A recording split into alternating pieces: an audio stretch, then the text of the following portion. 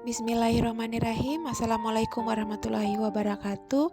Ketemu lagi dengan saya Yuliarti Ponoy Malaha, calon guru penggerak angkatan 4 dari Sulawesi Tenggara, Kabupaten Muna.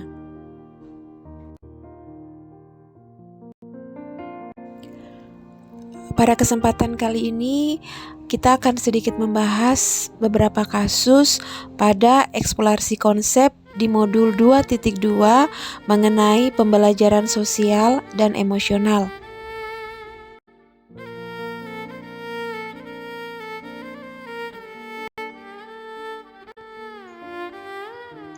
Sebelum kita masuk kepada kasus yang akan kita bahas, terlebih dahulu marilah kita melihat pengantar kasus dari 5 buah kasus yang akan kita bahas. Pengantarnya adalah Bapak Eling telah menjadi guru selama lebih dari 5 tahun. Suatu pagi, Bapak Eling merasakan tubuhnya seakan berat untuk bangun dari tidurnya. Dia juga merasa berat untuk berdiri dan bergerak berangkat menuju sekolah. Akhir-akhir ini pun, selama berada di dalam kelas, Bapak Eling sering tiba-tiba merasakan jantungnya berdetak cepat. Pikirannya bercabang-cabang dan ia merasa sering dirinya mengalami kecemasan. Saat ini memang selain sibuk mengajar, Bapak Eling juga harus menjadi ketua panitia perayaan 17 Agustus yang akan dilaksanakan di sekolahnya selama 1 bulan lagi. Itulah pengantar kasus dari 5 buah kasus yang akan kita bahas ke depannya seperti yang saya sampaikan di awal tadi.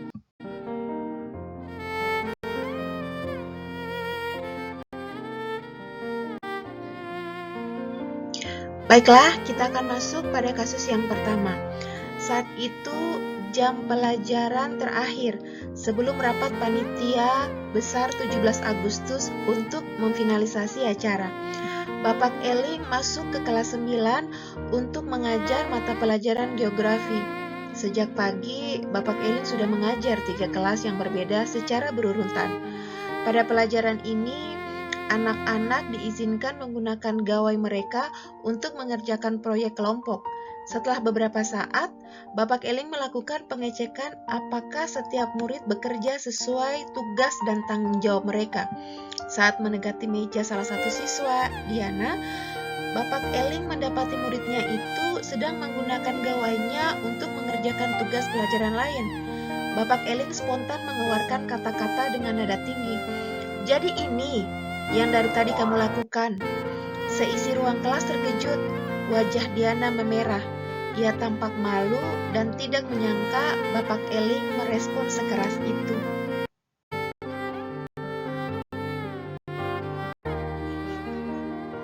Pada kasus yang pertama, kita akan menjawab 3 buah pertanyaan dari situasi yang dihadapi oleh Bapak Eling.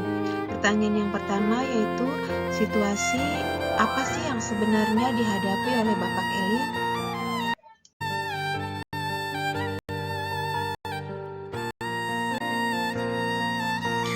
Pada kasus pertama, menurut pandangan saya, Bapak Eling memiliki perasaan yang tertekan dikarenakan beban dan tanggung jawab yang diberikan oleh beliau dari pihak sekolah tentang perayaan 17 Agustus yang deadline-nya sudah semakin dekat.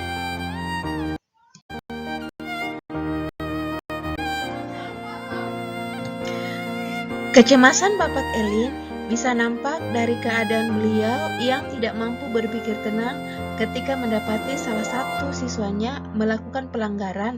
Terlebih pada hari itu, Bapak Eling juga mengalami kelelahan karena telah mengajar 3 kelas yang berbeda secara berturut-turut.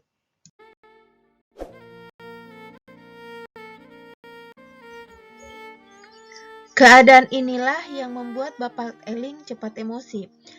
Beliau tertekan karena tanggung jawab yang besar yang diberikan oleh pihak sekolah kepadanya membuat beliau gelisah, cemas, ditambah lagi beliau merasa kelelahan sehingga menyebabkan emosinya tidak terkontrol dan mengeluarkan bahasa yang lumayan keras kepada siswa yang menurut saya seharusnya Bapak Eling tidak perlu melakukan bentakan kepada siswa tersebut.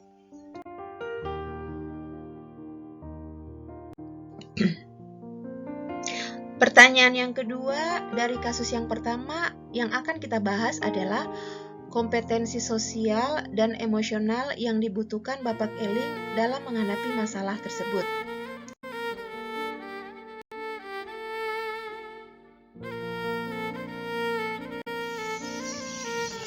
Dalam keadaan seperti ini, kompetensi sosial dan emosional yang dibutuhkan oleh Bapak Eling adalah yang pertama, kesadaran diri atau self-awareness. Kompetensi ini harus dimiliki oleh setiap orang yang memiliki beban dan tanggung jawab besar.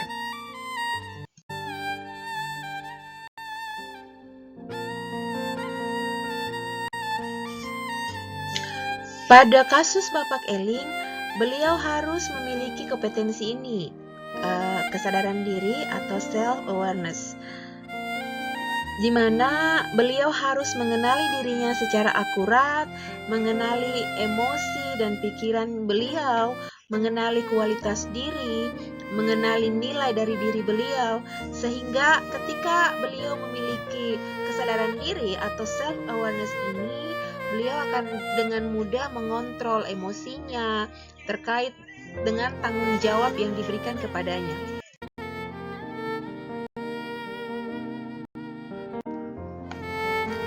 Ketika Bapak Eling memiliki kompetensi self-awareness, beliau dengan mudah akan mampu menilai secara akurat kekuatan dan keterbatasan dirinya, sehingga beliau memiliki tingkat kepercayaan yang tinggi, memiliki mindset berpikir yang baik, memiliki optimisme yang sangat kuat dalam mengembangkan tanggung jawab yang diberikan kepadanya.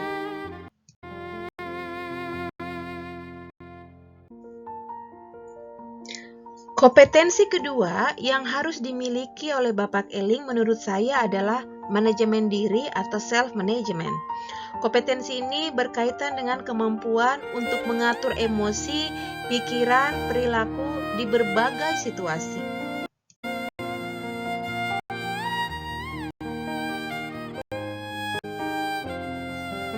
Selain itu, kemampuan pada kompetensi ini juga berkaitan dengan penanganan stres, mengontrol hasrat, bertahan menghadapi tantangan untuk mencapai tujuan. Inilah juga kompetensi yang menurut saya wajib dimiliki oleh Bapak Eling dalam menghadapi kasus pertama ini.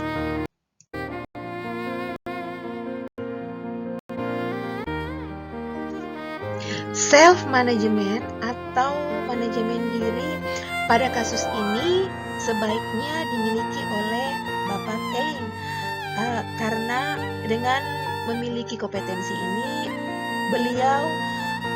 maka menurut saya beliau akan mampu mengatur emosi, pikiran dan perilakunya pada saat beliau menghadapi tekanan dan beban pekerjaan, karena beliau mampu mengendalikan dirinya secara baik.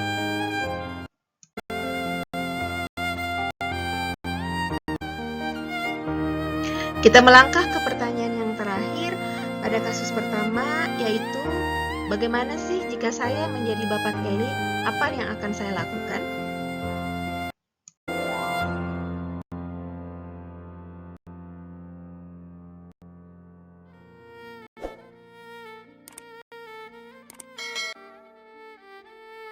Ketika saya diperhadapkan kepada situasi pada kasus yang pertama ini, maka hal yang paling akan saya lakukan adalah membangun komunikasi kepada orang-orang yang menurut saya memiliki kemampuan dan pengalaman lebih baik perihal tanggung jawab yang diberikan kepada saya. Itu hal yang pertama akan saya lakukan, membangun komunikasi aktif kepada orang-orang di sekeliling saya yang menurut hemat saya mereka memiliki pengalaman yang jauh lebih baik dibanding saya perihal tanggung jawab yang diberikan kepada saya. Semakin banyak masukan, semakin banyak saran, semakin banyak pendapat akan mampu membuat saya berpikir dengan tenang, apalagi dalam mengambil keputusan terkait dari tanggung jawab yang diberikan kepada saya. Karena menurut saya, terkadang untuk dapat melihat atau mengukur kualitas diri kita sendiri, maka kita membutuhkan pandangan dan pikiran orang lain, apalagi ini perihal tanggung jawab yang baru pertama kita emban.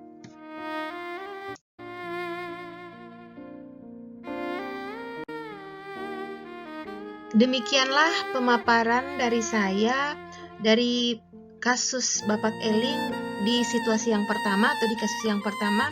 Sekian dan terima kasih.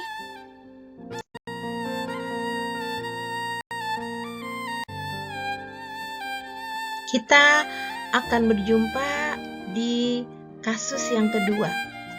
Sampai jumpa.